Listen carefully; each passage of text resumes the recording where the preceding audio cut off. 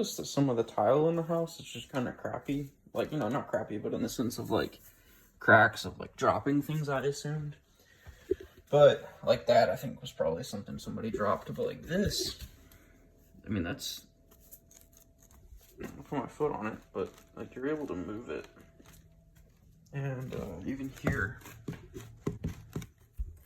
So I started looking, and there's definitely a water problem. That is not good. Well, I'm in the crawl space now.